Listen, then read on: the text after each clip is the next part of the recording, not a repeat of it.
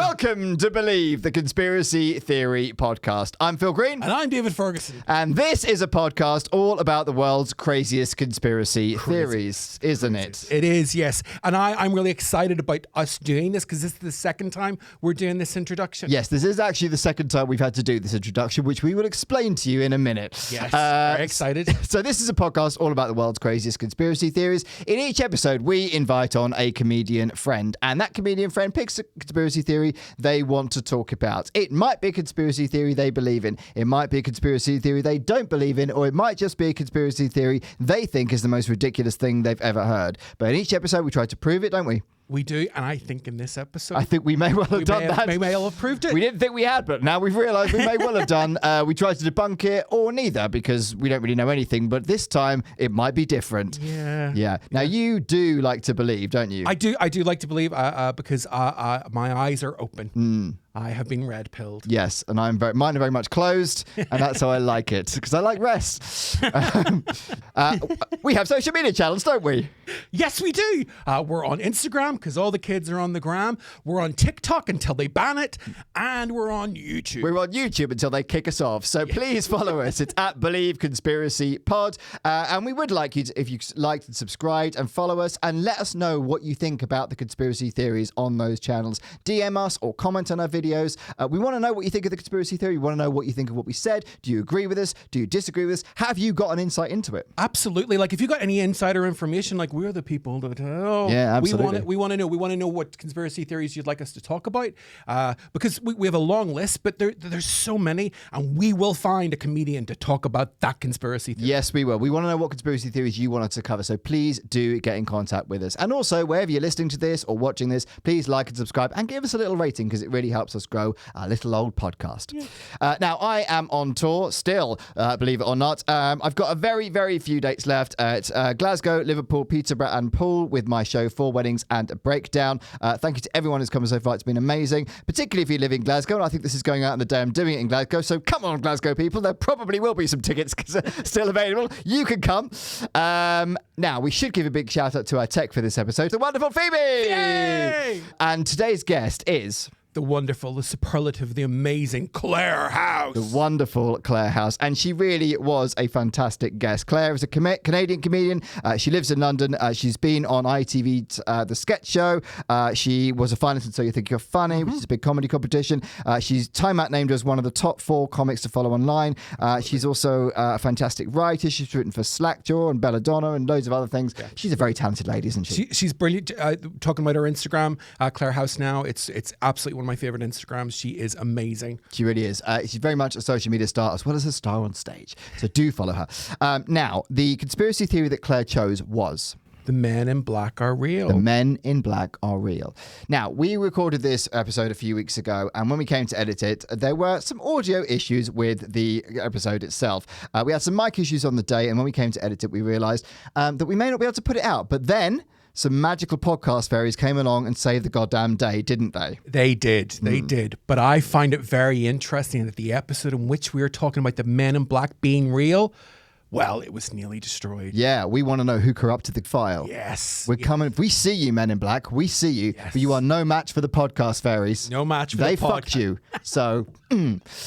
but just to let you know, there are still a few little minor audio issues in this episode. It will not spoil it, and it's only for a couple of seconds at a time, so please do stick with it, because it is a fantastic episode, and we would genuinely have been devastated to lose this episode, wouldn't we? Absolutely. Don't let the men in black win. Yeah. Clare Haus is brilliant. Yes. Give her your attention. This is genuinely, I think, one of the best episodes we've ever done. I love Claire. It was honestly one of the most fun ones on the dates, and we want you to enjoy it. Yes, we do. So let's welcome on Clare Haus. Clare Haus. Get out of the rabbit hole. It's a fake. Every single bird in the sky is a robot. It's fiction. Doubt your government. It's an urban legend. Like, if they're actually spraying something in the sky? No way. A stream of absurdity. It's a total fabrication. Welcome to the podcast, Clare Haus!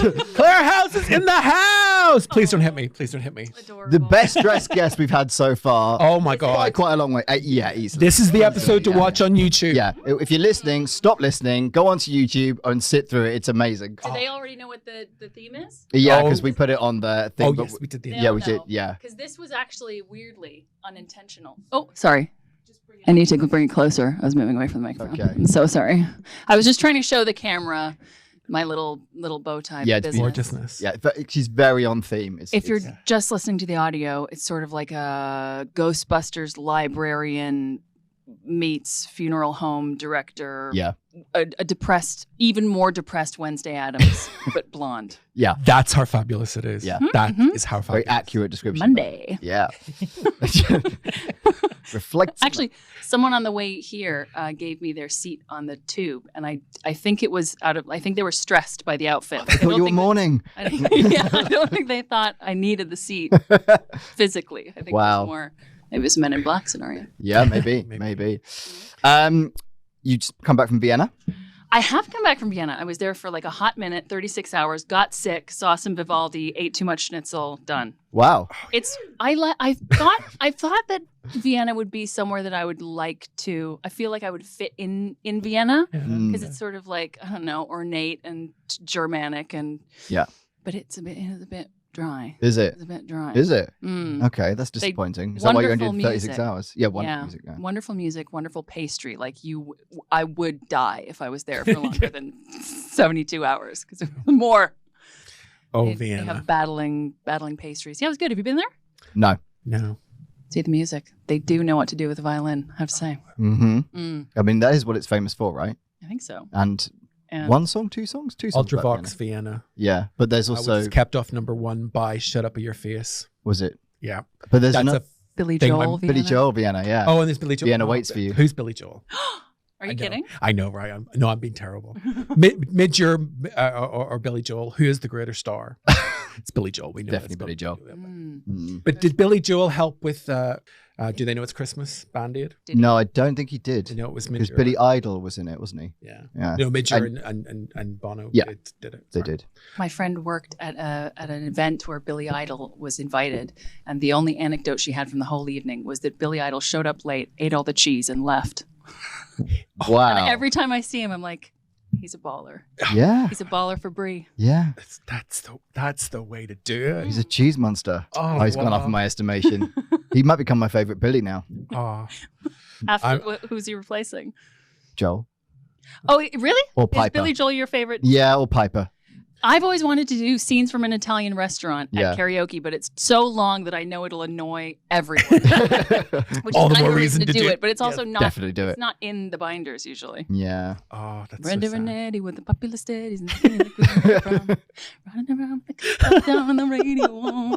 No, I'm so glad we gave you a special. Phoebe's given Claire a very special microphone. I'm very glad that's the case now. If you're going to sing your way through this episode, that'd be amazing. Fantastic. Yeah, yeah. You can do some Men in Black as well. Oh, yeah. And we were talking about your podcast idea. Are we allowed to talk about your podcast idea, or do you want to keep it secret? I feel like Andrew Huberman always says, like, don't let it out before you've done it because you get the feedback.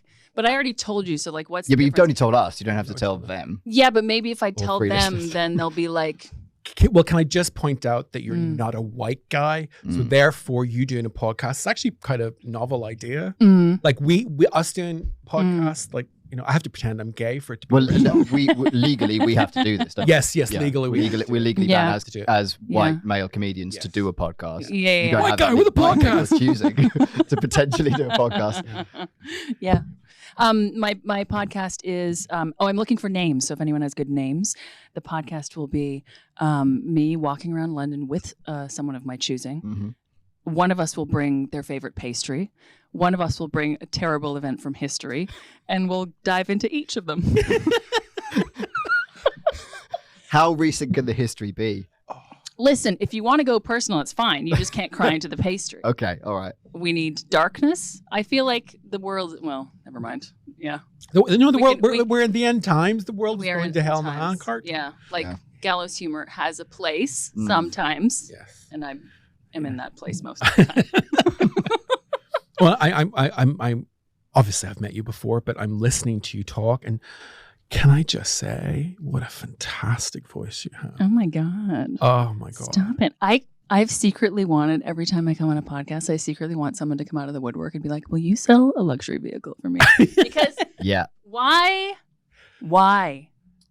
are they hiring anyone else? It's my only skill in this world. Everyone that's been on this podcast has since gone on to sell luxury Have vehicles they? via audio medium. Four so doors and an all leather interior. Come on. that's the trajectory. You're in the right How place. much, like, big GMC? They pay loads. They pay loads. Yeah. So, Claire, how do you feel about conspiracy theories? Oh, listen, I'm not 100% skeptic. So like, yeah, maybe there's a Yeti running around. Like, Yeah. so what? Yeah. Like, I don't think anyone's trying to keep it from us that there's one running around. Maybe there is, maybe there isn't. It doesn't really, I feel like at this point in my life, anything could happen and it won't surprise me and I won't care. So there's some you're not- maybe Joe Biden's a lizard. Like, so what? That would not surprise me. I think he would be more effective as a lizard. I think it'd be more effective as a lizard. Maybe that's why he keeps falling over. He's trying to get back to his Yeah, yeah. His main problem is that he is an old human. Yeah. Yeah. Things that are like the Yeti, it's like, yeah, maybe that's a thing because it'll be Yeah. a natural phenomenon. Yeah. I just don't think people are smart enough to be Illuminati. Someone would have leaked something by now. Yeah, someone's on their phone playing Angry Birds. Yeah. Yeah. I'm a little superstitious. Hey, I've got a crystal around my neck. Maybe that does really? something. Okay. What do you think it does do, though?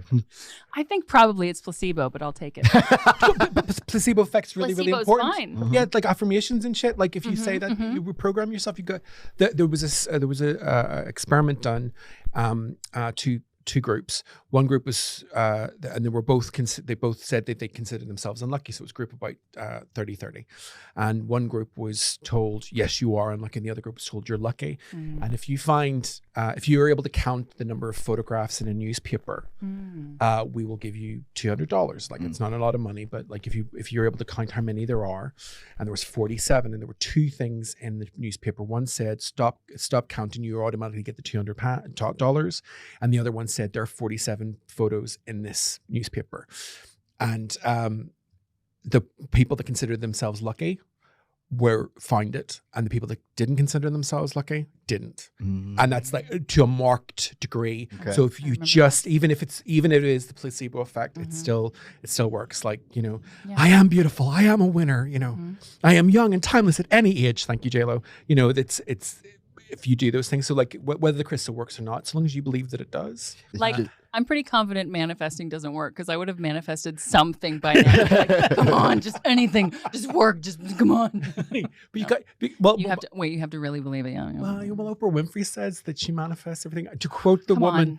I'm a powerful manifester. This is confirmation bias. Okay, go to someone who has failed and ask them how much they wanted and believed they were going to. Yeah, no one's manifested one thing and that thing's happened. They've manifested a load of things that haven't happened, and the one thing that actually paid off. I feel this is really bad because are you saying Oprah Winfrey, Jennifer Aniston, and J-Lo have lied to me? No, I think they believe it.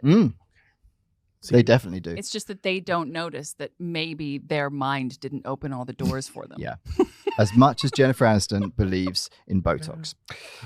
She believes, doesn't she? She believes. She believes. Oh. And filler. So, the conspiracy you've chosen, Claire, is the Men in Black are real. So, the Men in Black is a fascinating and mysterious concept that has gained traction in popular culture, primarily due to its portrayal in movies, books, and urban legends. The theory suggests that there is a clandestine organization, often believed to be associated with the government or extraterrestrial entities, whose primary objective is to suppress information about UFOs, extraterrestrial encounters, or other paranormal phenomena.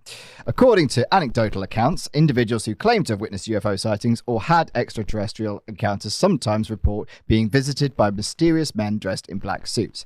These individuals are described as having a peculiar, almost robotic demeanor with an uncanny ability to appear and disappear unexpectedly. They often arrive in unmarked black cars and are known to intimidate witnesses, sometimes through threats or coercion into silence about their experiences. One of the primary roles attributed to the Men in Black is the suppression of information relating to UFO sightings, alien encounters, and other paranormal phenomena. They are believed to pressure witnesses, researchers, and whistleblowers into keeping quiet about their experiences. This suppression may take various forms, including threats of harm, confiscation of evidence, or even manipulation of memories. Do we think they've got one of those flashy things that wipes your memory? Yeah, that's in the comic book in the movie. Aren't They know it's all threat. It's all threat with the real You think Men it's in threat? Black. Yeah. Okay. Aren't they supposed to be like tall with like slick lips and weird? Yeah, you no know? lips. They look like they're wearing skin suits rather than actual people. They're not friendly. The Men in Black movies kind of really messed it. Did you ever see Dark City? Yeah. Dark Yes. City. They're more like the Men in Black traditional, aren't they? Ah, Claire House, you are so true. I am true. Thank you. Should I go on the traders? You should go on the I am Traders. Oh my God, you faithful. should totally go on the Traders. I haven't watched the traders. 4 people have told me I need to go on the traders, and I don't know why. Absolutely. Yeah, I think you'd be great on the Traders. Absolutely. So yeah, Men in Black. Yeah, but they're supposed to be like weird and sort of pasty, and they don't quite know how to talk right, but they love some 1950s tailoring. And who doesn't? Who doesn't? Like Right. if 2 giant men in perfect tailoring with great facials arrived at my doorstep, they can have whatever they want. Hell yeah. I mean, they're certainly not as slick and witty as Tommy Lee Jones and Will Smith. I think we can, go on. Did you know that was originally supposed to be Clint Eastwood, Really? Tommy Lee Jones? And did you know that Will Smith's part was originally offered to David Schwimmer and Chris O'Donnell? I think I knew it was offered to David Schwimmer. Yeah, that sounds familiar. But I did not know Chris O'Donnell. Donald? Chris O'Donnell. I do not Apparently. think it was done as well. And Barry Sonnenfeld obviously was like, I think he was making Get Shorty at the time. And they waited until he was done with Get Shorty instead of get another director because they wanted the Addams Family vibe, which I don't know how you feel about Addams Family, but it's one of the best movies Yes, it was. of all time. Yes. Addams Family is great, but it is nothing on Addams Family's values. Addams Family Yeah, is fair enough, superb. Yeah. Yeah. Mainly because of, what's the name? The Bad. Cusack. Yeah, She's so Joan good. Cusack. Yeah, she's so good. White Widow. Yeah. Oh, she's so good. And the thing is, she had found her people. That's the tragedy of that movie. They would have loved her. You know, the Addams Family, they show love by trying to kill each other. They do. You know, Fester was in heaven. Fester found the love of his life. And Christina Ricci's still the best Wednesday? Yeah. Yeah. yeah, but I do love Jenna. Jenna has She's good. Has nailed it. But I think Addams Family Values is what sets Ricci apart. Yeah. I mean, She's so good. Christina Ricci is one of the great actresses, and I don't understand why she hasn't like got 20 Oscars. I think she's amazing. And Maybe she's a dickhead. I maybe she is, but like Brie Larson has an Oscar, so That's something that you notice. Like if someone's really talented and they're gorgeous, and you know, after a while you're like, Not getting maybe jobs. they're an asshole. Yeah. must be an asshole. Yeah. Could be an asshole. Something in it. Never know. I know. Oh no, I want Christina Ricci to be lovely. I feel like Yeah. anyone that is successful isn't normal. Like Exactly. nobody is normal. Like you've You got can't to be. have Yeah. like a weird drive. To Oh, get yeah, that far. for sure. Yeah. So possibly everyone that's successful is a dickhead. And also, once you're there, Well, actually, a lot of people are just dickheads. Actually, This is true. There is, in fact, there's dickheads in every industry. it's in every room. Yeah.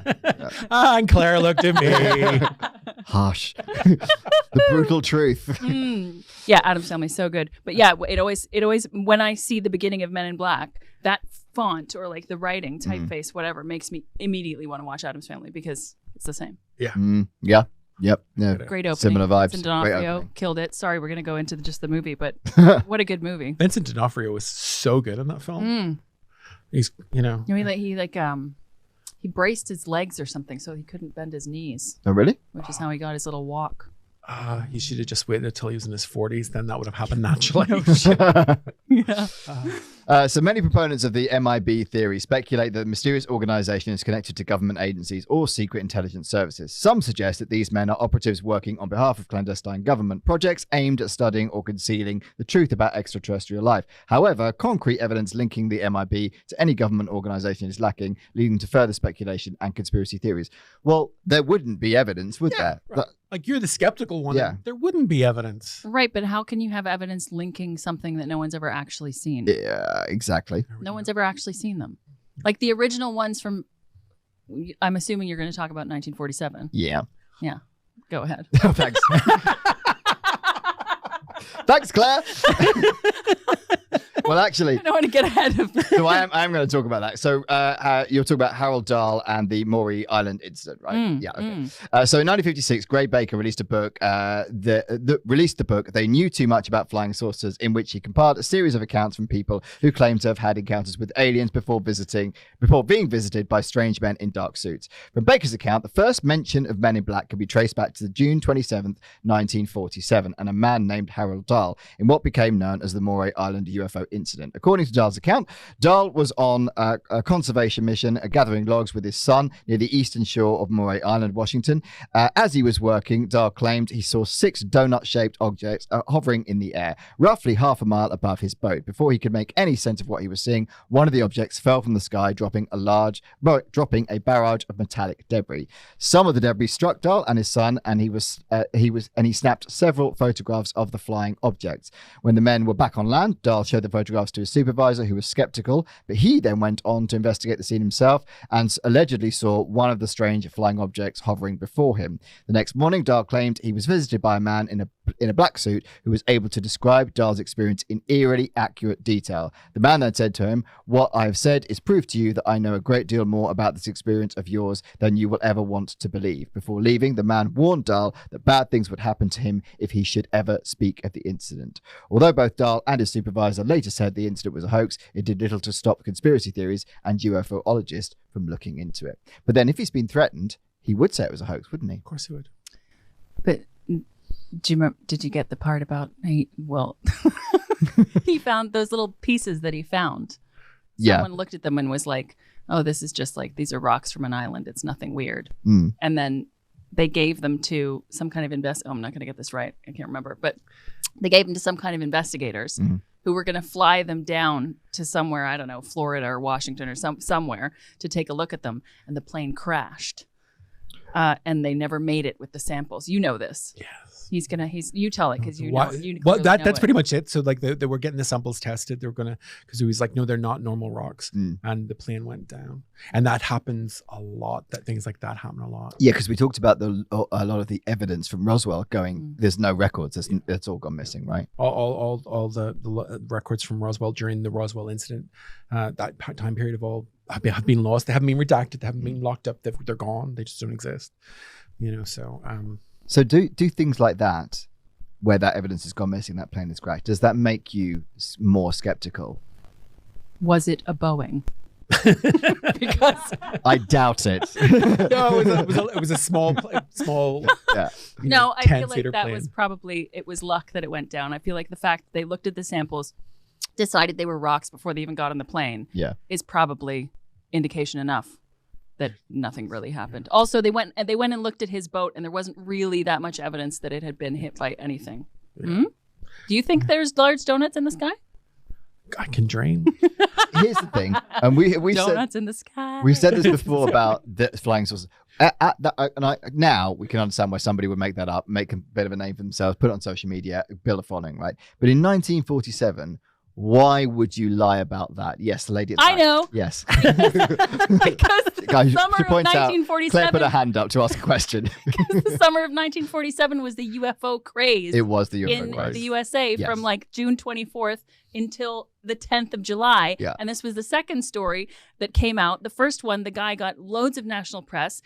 Not mentioned in your details is the fact that he immediately went to like Amazing Stories or some publication to try and get paid for it.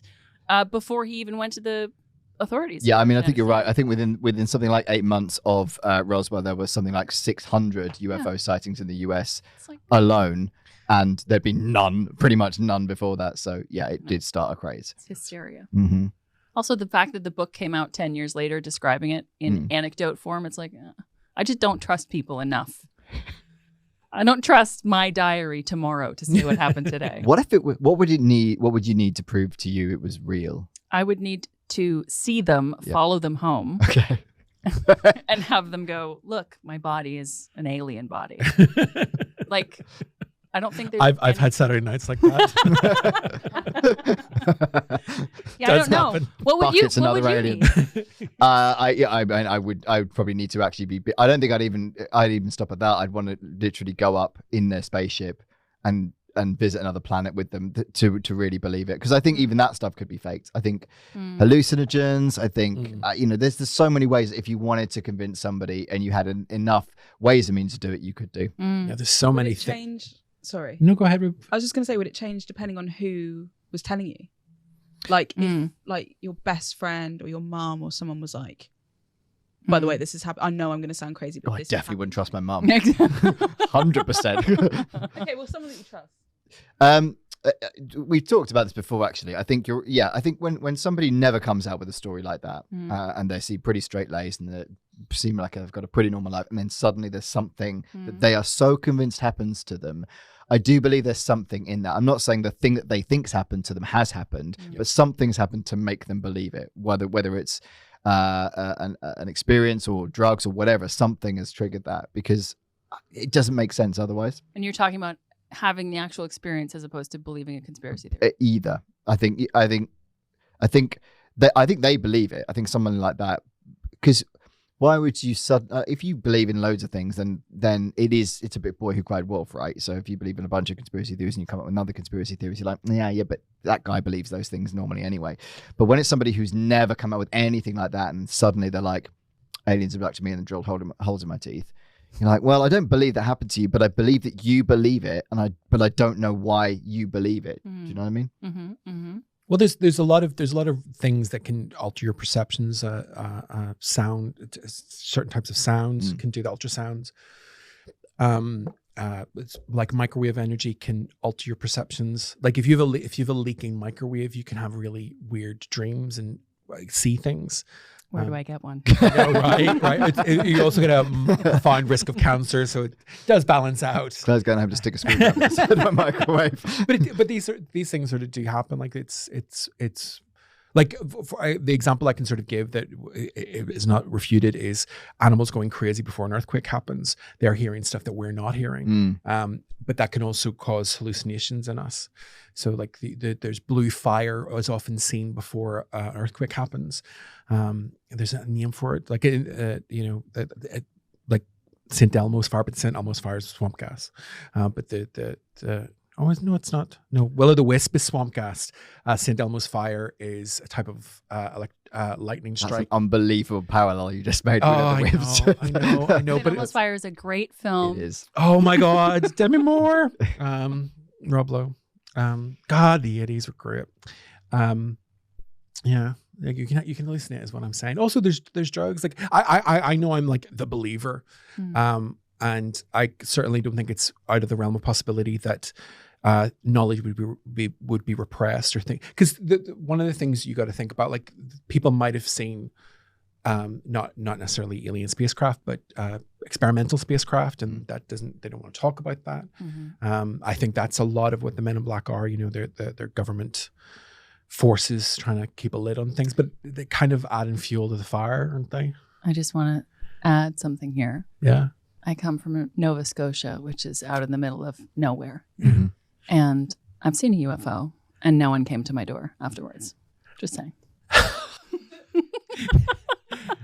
You have to come back on the show if you get someone visiting you now. Do you think they just thought, Years ago. she's in the middle of nowhere, there's no one to tell? She's useless. No one will believe her anyway. Yeah. Completely possible. Yeah, it was weird. It was a weird thing in the sky. Could have been I don't know what it was. Yeah. It was an unidentified flying object. It was not necessarily, who knows? Alien. At the time, though, what did you believe at the time when you saw it? I thought it was something weird because it was like a spinning object with loads of different colors on it, and it stayed there for long enough. And I was watching it through a telescope that it was like, you have enough time to be like, hang on, let me just like have a drink and think about this. Yeah. No, wait. And it is still there. It is moving really slowly. And it was just like this sort of spinning thing. People in Nova Scotia see things. Who knows? There's also a star that looks like that. This wasn't that. It was too low. I don't know what it was, but I think they do plenty of, flight experiments and stuff. So it could have been anything. Makes sense. But I don't know what military would make something that looks quite like a colorful disco ball. Gay military. Don't ask, don't tell. It was the gay aliens. Oh, yeah. So that brings us Ellen on Probes. to Albert Bender. Ooh. Albert Bender and the International Flying Saucer Bureau. In 1952, Albert Bender created an organization known as the International Flying Saucer Bureau, a short-lived project mostly known for the magazine it published, Space Review. In a 1953 edition of Space Review, Bender claimed that he had been visited by 3 men wearing dark suits. According to Life Science, these men, he said, told him to cease publishing information about UFOs. That same year, Space Review stopped publishing altogether, and the International Flying Saucer Bureau ceased to be. Bender's story caught the attention of Gray Barker, and it became yet another account in They Knew Too Much About Flying Saucers to feature in Men in Black. Bender described the Men in Black as 3 men in black suits with threatening expressions on their faces, 3 men who walk in on you and make certain demands, 3 men who know what the saucers really are. Right. Apart from having a wonderful That's all you were thinking about, wasn't it? Alfred K. Bender. I love the word Al Bender. Bender. It's a great name. I'm not a homosexual. I'm a Bender. I love that. I love what we've reduced this. Imagine if podcasting existed back then. Al Bender in the Flying Saucer Bureau or whatever. K. Bender. Imagine K. Bender. Imagine they were. Wouldn't it be great if it was OK Bender? Do you think the Men in Black Alfred. found his name amusing when they turned up? Well, they don't really smile. Oh. What's interesting about this is, what's the name of the magazine? It's called Space Review. Space Review. So in Space Review, they Very on the nose, isn't it? well, it was one of the very first things out there. It was one of the very first fanzines as well. So, and it had a large fan base. And it did have an impact on popular culture, because one of the things that Alfred Bender wanted his readers to do was to telepathically communicate with flying saucers. And he gave them a speech to go over in their head. We're all going to do it at the same time and hits the Sky Fathers with our psychic abilities. And it was calling occupants of interplanetary craft. And any Carpenters fan out there know that that's also the lyrics of the Carpenters calling occupants of interplanetary craft. So it was enough in the popular culture that people knew about this. So basically, he helped write a Carpenters song. I mean, that's a bigger achievement Legacy. than anything I just read out. Yeah, the Carpenters. How great are the Carpenters? Yeah, they're Yeah, great. that's right. But yeah, but Right, so we don't believe him, is what we're trying to say. oh no, I do. I totally believe do, him. because and I didn't know. I thought he didn't reveal that the Men in Black told him to stop publishing the fanzine until 9 years later when he did an interview. In fairness, the information I've got, it doesn't say that, but that may well be true. It was like there was a 9 year gap because it stopped all of a sudden. Yeah, it did. Is my understanding of it. Well, there are rumors that they stopped because he was run out of money anyway, and it wasn't a successful publication. It's known, like, because he published other fanzines, because I can't remember the name of the musician. But like, if you go into his Wikipedia page, he's got a Wikipedia page, and he did a number of fanzines. Do we like the fact that he started it? Because I kind of think it's fun. You know? I think it's a great thing as well to be like, if your podcast or whatever fails, be like, no, the Men in Black told me. Yeah. Like- We have it out. We have We it do have it out. We were getting too close to the truth. Oh, Yeah. totally. Oh yeah, they shut totally. us down. Yeah. Yeah. Oh, we should totally stop like now. I mean, sometimes YouTube give it a good go. Oh. Oh my God. So, UFO and Men in Black mythology. So UFO stories evolved culturally as well, as more films, television shows, novels, comics, and eventually 2 video games took UFOs and extraterrestrial life to greater heights. In 1962, Albert Bender released his own book specifically about the Men in Black, Flying Saucers and the 3 Men. That was the name of the book. Bender's own words painted an even more sinister image of the Men in Black. He said they floated about a foot off the floor. They looked like clergymen, but wore hats similar to Homburg style. The faces were not clearly discernible, for the hats partly hid and shaded them. The eyes of all 3 figures suddenly lit up like flashlight bulbs. They seemed to burn into my very soul as the pains above my eyes became almost unbearable. Like so much else in the conversation regarding UFOs, the Men in Black changed over time. No longer were they simply government agents offering a warning. They were mysterious entities unto themselves, seemingly human and inhuman at the same time. Mm-hmm. And now they all live in Berlin. Is that where they are? I feel like there was a strong Berlin vibe there, like cloaks, hovering eyes, nighttime, piercing into your soul. No lips. No lips. Yeah, Berlin nightclubs. I feel like that the perception of these has evolved in the 10 years between this incident and when he's writing about this 10 years later. So that kind of plays into your theory that this is just making money. I mean, I don't think it's my theory. I think that like 1947, he's just the guy who comes is just like some guy having breakfast with him. It's not a creepy. No one's scared of him. He just goes for breakfast with the guy and has pancakes. Yeah. And then all of a sudden they're hovering off the floor with eyeball bulbs. Eyeball bulbs. Eyeball bulbs. I don't know. People's brains, they get away with them. They get away from them, you know? Yeah, and filling in the details. I mean, there is photographs of so-called Men in Black, and there's footage of the so-called Men in Black. I was trying to figure out where that footage is from, where they're entering through the two doors. Yeah, the hotel. Because I was never able to I wasn't able to find anything that was like, this is what happened. This is who those guys were. I mean, that's quite convincing footage. I can't remember the hotel that they're threatening one of the employees who saw a UFO the night before, except he wasn't on duty. But there are there's other videos of the Men in Black. There's a woman at a reception desk, and have you seen this one? And she gets the gun out. David. And it's just like that's not, acted out. It's really bad. Yeah, like she just disappeared. Like no, that was someone doing a YouTube video. Like the Men in Black guy looks so good. And she gets a gun out, and then all of a sudden she puts them down, and she's under his control. Go away. Isn't it amazing how people can't tell when bad acting? Yeah. People can't tell. Yeah, it's crazy. It's crazy. I mean, I've seen bad acting. I watched Imaginary, but which is that. I've also watched Madam Web, but that's a whole. Oh, I'm sorry. Oh. Have you seen that? No. I love Sydney Sweeney. I think she's awesome, and they waste her. Also, Dakota Johnson. She just talks like she has an OnlyFans, let's be kind, JOI voice, you know.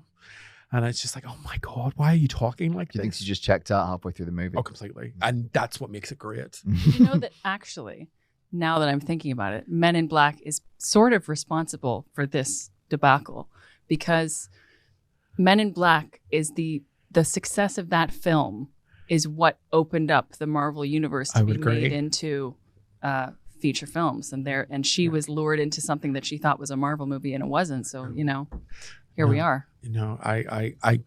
Sony apparently are really annoyed the way Dakota Johnson has been talking about the movie, and I'm like, that's why it's legendary. Like her bitching in every interview about like she hasn't seen the movie and it's terrible. But she's angry with them. Yeah. She if she hadn't bitched about that, I don't know a gay man that would have gone to see that movie. And every gay man I know is like, oh, have you heard Dakota Fanning talk about this? Or Dakota Johnson talking about this? We have to go in. We have to go and see it. And that's why I went to see it. If anything, Sony should be grateful to Absolutely. But think about this. Would you have gone to see that movie if Alfred Bender had made his...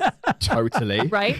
No, but because Men in Black wouldn't have been a thing. Therefore, it wouldn't have been... Yeah. We would be in an alternate universe. Yeah. You make a very good point. Yeah. So this is kind of why I feel like... Shit on Bender, but... Yeah, we shit on Bender. But the thing is, Bender has done us a service, right? By creating...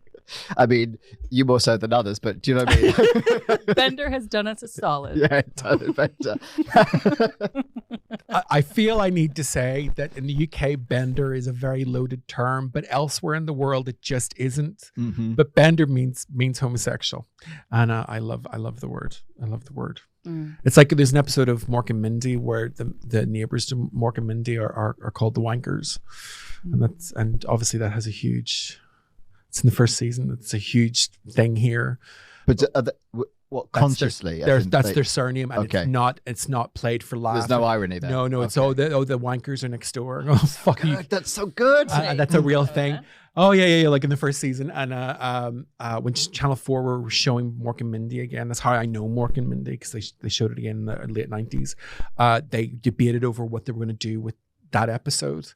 Because like wankers it's not a, you don't want your kids saying you wanker, This is I'll be love it with you, Claire. This is the main reason for doing this podcast. It's the random facts in his head that are just there's nowhere for them to go in day-to-day life. So that's what this is. That's the function of this. Yeah. Basically this care of the community. Yeah. Phil Green saw that I needed help, and here we are. Here we are talking about benders. So were you coming out with, how did you figure out that did you decide to do a conspiracy theory podcast and then figure out who Who was more skeptical? You can't. No, we already knew who was more skeptical. Believe me. I talked about conspiracy theory in my last show, one that we've just covered actually, Paul McCartney being dead, and then we took, and I knew that you loved conspiracy theories, so we started talking about them. I do. And then we thought, well, that's interesting to have two different perspectives on it. I lived in Northern Ontario for a while, which is, it's half Hicks and half like woozy goosey, like amethyst crystals. Woo! And I worked at a naturopath clinic. And one day there was like one naturopath clinic that was not, it was like a little more kooky than ours. They were open. You were much more professional and scientific. And they were like, let's crystal channel, whatever. And one day came a flyer from them, co-creating with beings of light, meet the Galactic Council. And I was like, I am fucking signing up. Yeah. Immediately. Immediately. And my main concern was that I would be the only one there. And I went and it was packed with people. And it was this woman who was like, I will now channel. But the main thing that it was just like basic self-help advice she was channeling in sort of a quasi-Shakespearean tone. Yeah, but I love that. The best part was I had a shaved head at the time, because where are you going to do it except in the wilderness? I had a shaved head, but I had eyebrows. And she went around and was like, at a certain point after her like session, she was like, if you want the Galactic Council to talk directly to you, just put your hand up. And I was like, oh yeah. yeah. And she came over and she clearly thought I had cancer. And she was like, the world has more for you. Like, it's not time to leave yet. I know why you're here. We know. She was doing it in her Shakespearean, that we know why you're here. Da, da, da. And I was just laughing, but she thought I was crying. It was just like the most perfect. If there was any doubt that she was full of absolute bullshit. Yeah, right. But I'm not 100% skeptical. I am skeptical, but like if something is undeniable, I just think. But it's difficult. If anytime anyone's like certain of anything, I'm wary of it. An unexamined life is not worth living. You have to question everything, even if you believe it. The alien connection. While Men in Black are often portrayed as human agents, some interpretations of the theory propose that they may themselves be extraterrestrial beings or under the control of alien entities. This idea adds another layer of complexity to the theory. No shit. Blurring the lines between human conspiracies and otherworldly influences. I mean, if this is true, that seems like a stretch. Well, Claire's like, no, all of this seems like a stretch. This is the bit. This is not when it becomes a stretch. Yeah. well, you know, if you're an alien, you wouldn't want people talking about you. Yeah, why would you dress in a black suit and travel around with? Just be nondescript. I mean, that's pretty descriptive. Yeah. Well, there's plenty like black suits and a hat. You know. And now people just think you're dressing up as a man in black. So like it's double black. Now, yeah, but not 50 years ago. No, but 50 years ago, lots of people wore suits. That's true. Yeah. The concept of Men in Black has permeated in popular culture, inspiring numerous books, movies, and television shows. The most famous depiction is obviously the Men in Black films, which presents a fictionalized version of the Men in Black as a government agency tasked with monitoring and regulating alien activity on Earth. The place of movies in the grand UFO conspiracy is a tricky area. Depending on which theory you subscribe to, Hollywood's steady stream of sci-fi is either a deliberate exaggeration designed to make the truth look unbelievable, the "you've been watching too many movies" defense, or it's a way of psychologically preparing the populace for staggering alien secrets yet to be revealed. There are at least grounds for suspicion in the latter camp. It has been pointed out that the CIA's Psychological Strategy Board, founded after the Second World War to promote US propaganda, associated with the board was veteran film producer Daryl Zanuck. Do you know this guy? Yeah, so in 1951, Zanuck executive produced seminal alien visitation sci-fi, The Day the Earth Stood Still, which is a very such a good film. Yeah, have you seen that, Claire? Oh my gosh, It's so good.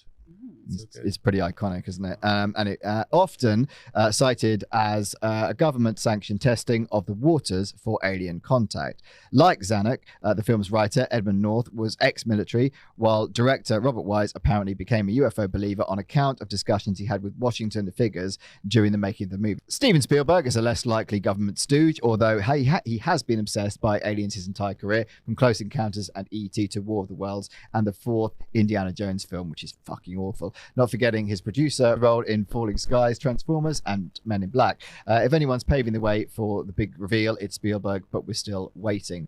I mean, that's quite an interesting theory, the idea that Hollywood would be essentially the government was essentially bankrolling films to test the waters on public acceptance of UFOs. I have some information that can maybe it can open debate on this. Go for it. So someone in my family was invited, it was a scientist, was invited down, this is in 1999 or 2000, was invited down to the American Film Institute along with some other scientists who were also good at writing, because in theory, some government agency was disappointed that the science on film was inaccurate. So like space science, biochemistry, whatever it was, and they were trying to get the people together so that they could make things that were actually accurate. So that on one hand shows, and nothing ever came of it. So on one hand it shows, yes, they're willing to meddle. On the other hand, it shows they seem to kind of be more interested in getting accurate information out rather than inaccurate information. So discuss. Well, I mean, Hollywood is definitely a propaganda machine. You know, like it steers the world, and I know that because, like, at the beginning of Hollywood, like in the 1910s, 1920s, makeup became a really big thing, but women didn't wear makeup. Like whores wore makeup, and that's, you know. But now everyone wears makeup. And how I know this, I'm a huge Joan Crawford fan. Sorry, Phil. Sorry, I'm a huge Joan Crawford. Be amazed fan. how many times Joan Crawford gets brought up in a conspiracy theory podcast. And she talks about, like, she helped promote makeup. By the time the 1930s were underway, women wore makeup all the time. And if you look at how big an industry that is, you know, and that all started with Hollywood propaganda. Yeah. We're going to cut this bit out. We're not going to cut it. You've linked it in. I mean, you've crowbarred it in, but you've crowbarred it in quite beautifully. When there's money involved, it's like that makes more sense to me than trying to cover up an alien egg. I was looking up Dark City the other day. Such a good movie. And I accidentally put in dark.city as an address, and it came up with something. Oh. And it was like, welcome, you have joined the dark web, something. And it was like something where you had to enter code, and it was some kind of Bitcoin game. It's really weird. Anyway, there are things we don't know anything about. There's things we don't know. Okay. But it's like that, anyway, it's like that Noam Chomsky thing, manufacturing consent, where he's like, people have big brains. They want to solve problems. They want to know things.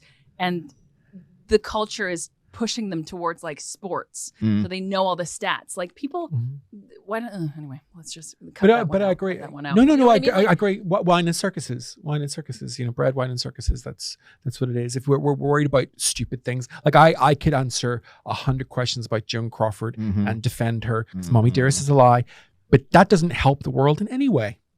Like I don't know. I know, not yet. There's so many things that are useless that I know in depth, but actually that is why we're all here today. We're all here. You know, and that you know, it keeps you sedated, and also in a childish mindset, like, you know. Oh yeah, stay interested. Yeah. So, in the cold light of the post-Cold War, the evidence is starting to look pretty shaky for UFOs. Numbers at UFO conventions and clubs are dwindling. The UK's Ministry of Defence closed its UFO desk in 2009 and, like many countries, has declassified its UFO documents. If there was any smoking gun, you'd imagine it would have been found in our current golden age of leaks and disclosures, like you were saying earlier, Claire. But so far, there's only been more smoke.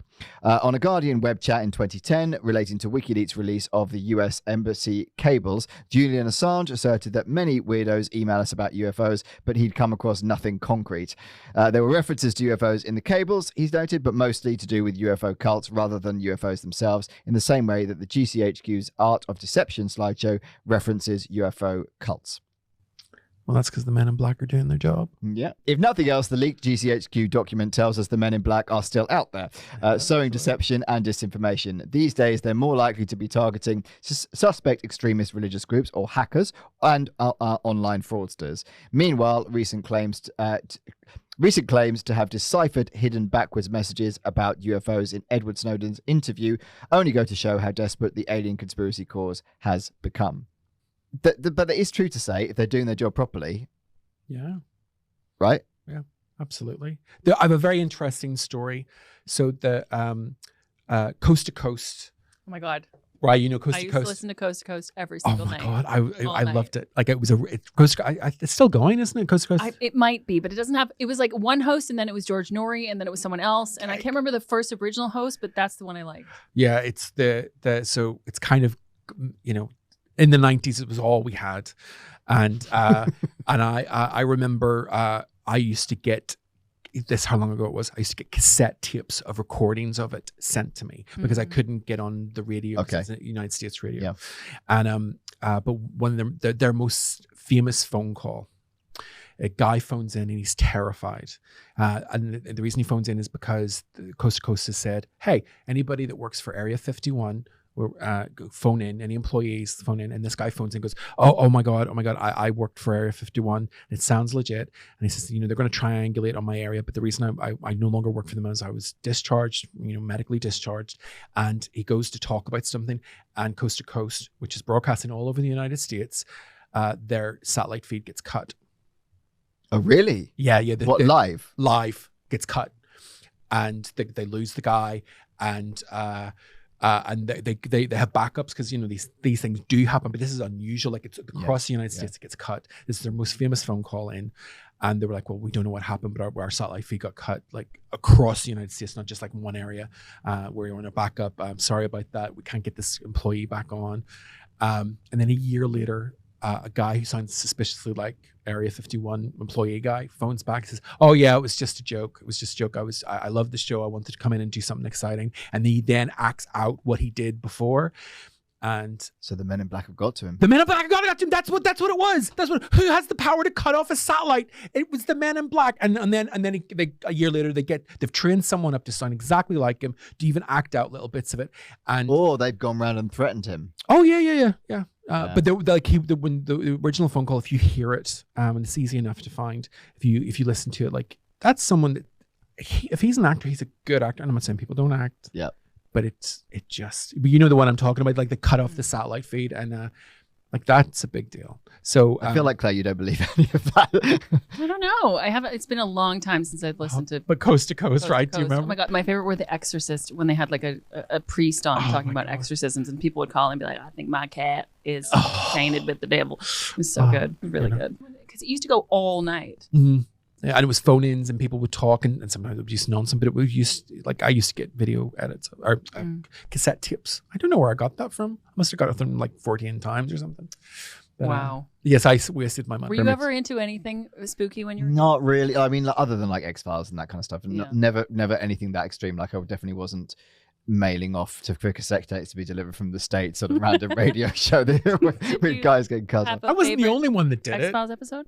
I like the monster ones. They're my favorite. I like the self-contained episodes the most. Guy who's like can squeeze himself into a pipe. Yeah, Eugene Victor Toombs. Yes, Toombs. Yes. Toombs. But how creepy is Toombs? Like, that was outstanding. Iconic. And the recent miniseries that came back, the alien virus, that the only thing to cure it is, that was because they released that pre-COVID. Yeah, they did. And then almost like a year later, the COVID thing, and we're like, like, what was the day? Yeah. Also, I just think, Gillian Anderson is one of the most beautiful things to ever live. I mean, she's just gorgeous. Dana Scully was a babe. Yeah, massive babe. Yeah, like, I'm gay, but totally would. And you're, See, we have this debate on about some woman. There's always a woman on each episode that you are genuinely would sleep with, and I'm just honest. Claire, I'm starting to have doubts. I really am. Yeah, it's a conspiracy. Yeah, it's a ruse for his comedy career. Yeah, I'm just gay for the comedy. Just gay for the lols. Okay, so do we believe that Men in Black are real? No. Okay. An hour of facts. No. has not shifted her position in any way, shape, or form. I am not above believing that there are forces out there repressing knowledge. So I will pin my colors to that wagon. I don't know if that's the phrase at all. I'm gonna pin my colors to that wagon. Yeah. I don't know what I'm talking about anymore. But like, not all this sort of like supernaturally stuff. You know, and when you're frightened of someone, like someone is scary, like if you feel threatened, like you can start imagining different things, you know, like they have no lips, or do you know what I mean? Like so it affects memory. Like so many things affect memory, but I definitely believe there's repression of some kind. I could believe that, you know, you saw a UFO or UAP, and it was actually military craft that they didn't want to have revealed. Does that make sense? You know. Could it be that they're just throwing really exciting things on the internet so we don't start looking at late stage capitalism? That's what they really don't want you to look at. Distraction. Yeah. Look at this thing. It's not important. Look, aliens. Up the butthole. Up the If butthole. ever you watch an episode on YouTube, watch this one, because Claire's face all the way throughout this is well worth it. What have I been doing? Resting bitch face. Yeah, no, it's Resting just like skeptic face. yeah, Icon. skeptic face. Yeah. So I'm kind of with you in the sense that I believe that stuff gets covered up and stuff gets repressed. Yeah. I think that Hollywood are doing a good enough job that on alien conspiracies and Men in Black that I don't think there's a need for anyone to kind of suppress anyone's stories on a UFO and alien sighting. There's just no need for them to do that because no one believes them seriously enough or takes them seriously enough to do that. But I do believe that sometimes governments do pressure people into being quiet about stuff. It's just not necessarily this. That's my theory. Yeah. Great. Here, here. All right. We're in agreement. Bullying is good. Government bullying, we support. Aliens, not so much. Claire, would you like to tell people where they could find you, what you're doing, everything about you? Oh, yeah. Well, I mean, not everything, but... I got some test results back. You can mostly find me on Instagram at Clare House now. House is spelled Haus. Very Deutsch. TikTok, I'm on there, but I go on rarely. I feel like I'm too old to be on there. Seriously. We're on that. Feel like, yeah. No, but I probably am. I don't know how old I am. Oh, no, trust me. You can find me on there. I'm just here. I don't know what to promote. Just my general physique. Follow Claire on social media. She's very good at sketches. They're very innovative. They're very, very funny. And they're just a joy, aren't they? Absolutely. Absolutely. I have so many favorites. And, if the podcast comes out, I'd be more than happy to walk around with you talking about horrible things and eating pastry. With a pastry talking about the potato famine, I don't think I could do that. I mean, let's not. Yeah, maybe that's maybe too heavy. Yeah. Let's go for illness. Let's go for murder. Dark, keep it light. Yeah, dark history. Yeah. Murder on the dance floor. Would you like an alien joke to end the podcast? Yeah. Quite right too. What kind of currency do aliens use? Alfred Bender coin. Starbucks. Oh. Wow. Yeah. Wow. Yeah. That's the end of the podcast. Thanks for listening. Bye. Please like and subscribe on Apple, Spotify, Amazon, YouTube, or wherever you get your podcasts. The more lovely subscribers we get, the more episodes we'll make. And follow us on Instagram and TikTok for regular updates and exclusive videos at BelieveConspiracyPod. We love you. Bye.